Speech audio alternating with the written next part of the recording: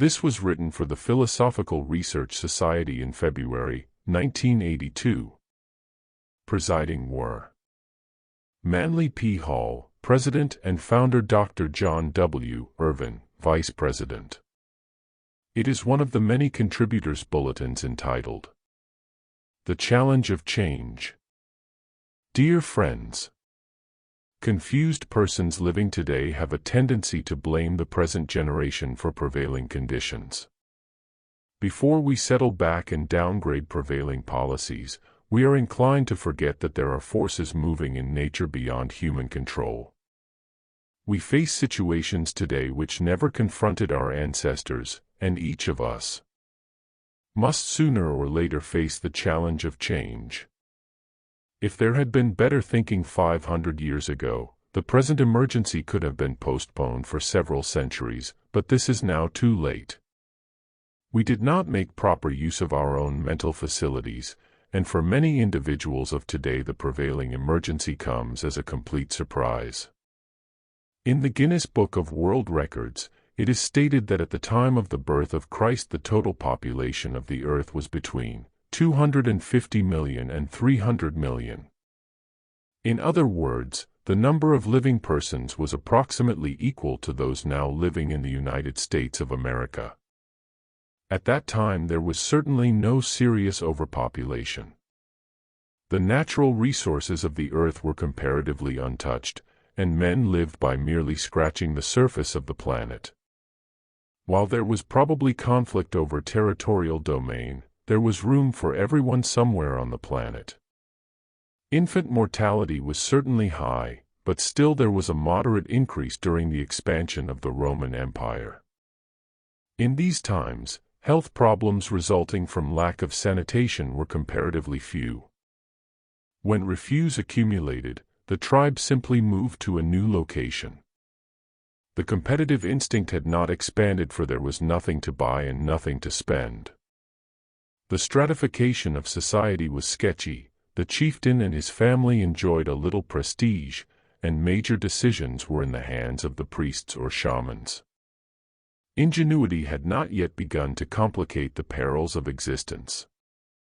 By that glorious 17th century, which some still think of as a golden age, the population had increased, and from 700 to 800 million lived together in uncertain peace.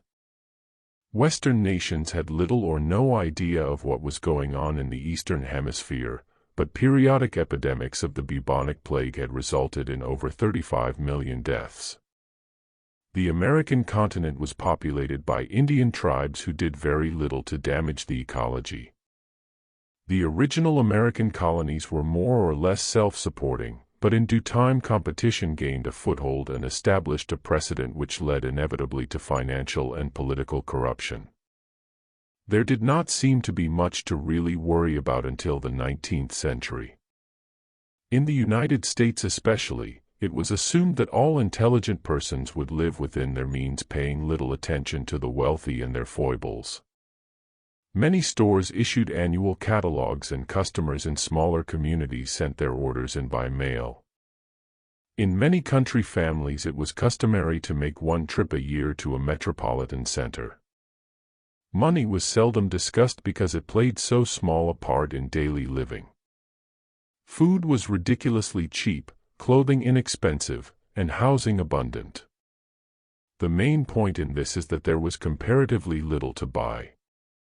It was considered right and proper to appreciate comfortable surroundings and peace of mind. Industrial expansion changed all this, markets increased in size and number, competition became increasingly severe, and everything possible was done to induce the private citizen to live beyond his means. It was necessary to discard possessions of all kinds in order that merchants could stay in business. Ingenuity also resulted in a rise in the cost of living. One of the most important conveniences was the automobile, which by itself has burdened the earth with debt for the last 60 years. Then came the radio, motion pictures, and television. All of these things cost money and were comparatively expendable. The balanced budget was gone forever. Something else more insidious was also occurring. In the name of styles, countless people changed their wardrobes every year. Others had to have new cars. Very little that the individual bought actually wore out. It was cast aside for the newer model, which was often inferior in quality. To keep up this momentum, we recklessly expended the natural resources of the planet. Factories grew in number and gathered raw materials from the most remote corners of the world.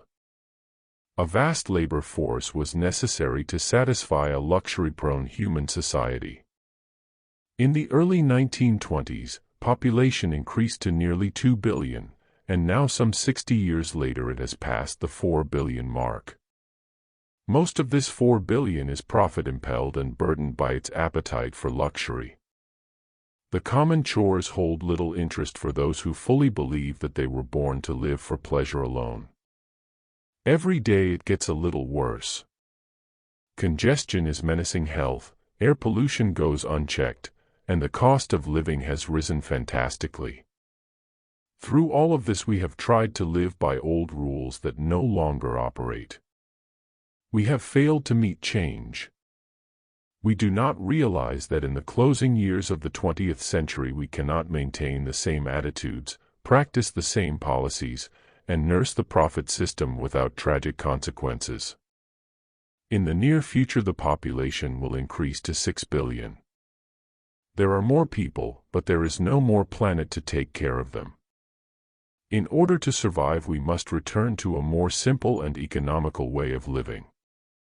We cannot legislate the present dilemma or hope that someone will arise who can promise to give us food grown on land now covered with condominiums, or provide us steady employment when markets are already saturated or raw materials are no longer available. There is no hope of balancing a budget in a world where debt is a way of life. Statesmen have seldom realized that this planet is a kind of bottle, the contents of which have been accumulating for billions of years. In less than 100 years, we have expended and largely wasted this planetary wealth. It cannot be replaced, but we go along using whatever is left with no thought for consequences. At a time when we should all be realizing that many essential materials are in very short supply, there is saber-rattling, talk of war, and competitive armament. A major war at this time could well reduce the life expectancy of humanity by 100 years or more. We can no longer attempt to perpetuate policies that were apparently successful a century ago. Lord Bacon summarized the situation which confronts us today. His lordship says in substance that problems that have never been faced before must be solved by methods that have never been tried before. The challenge of change is not to be avoided, rather it must be met by the use of the highest mental faculties that we possess. We must all meet the future with hearts and minds open to a general reformation of character and conduct. May all the changes in our lives be for the better.